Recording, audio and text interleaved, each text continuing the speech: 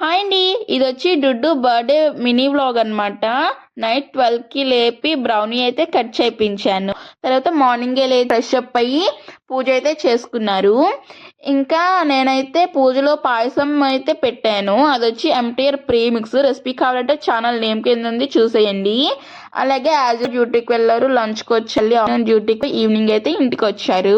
ఈలోగా నేను సింపుల్గా పైనాపిల్ కేక్ అయితే ప్రిపేర్ చేసుకున్నాను. ఇక డ్యూటీ వాళ్ళకి కూడా పంపించాను. టేస్ట్ చాలా బాగుంది చెప్పారు. ఎప్పుడు కూడా నేను ఏదో ఒక చిన్న గిఫ్ట్ ఇస్తుండేదాన్ని, కానీ ఈసారి ఇక్కడ గోవాకి ఇంకా నేను తక్కువ డేస్ అయింది కాబట్టి ఏం చేయాలో నాకు అర్థం కాలేదు. అలా అని నేను గమ్యసారథి అనే చారిటబుల్ ట్రస్ట్కి కాంటాక్ట్ అయ్యి డీటెయిల్స్ తెలుసుకొని నేనైతే ఒక 20 మెంబర్స్కి అయితే ఫుడ్ డొనేట్ చేశాను. ఇంకా బర్త్డే కాబట్టి వెజ్ డొనేట్ చేశాను. అలాగే వాటర్ బాటిల్, కేక్, స్నాక్స్ కూడా డొనేట్ చేశాను. ఇంకా వీడియో వాళ్ళు పెట్టాక వాళ్ళ పిల్లల ఫేసులు చూస్తే నాకు చాలా హ్యాపీ అనిపించింది.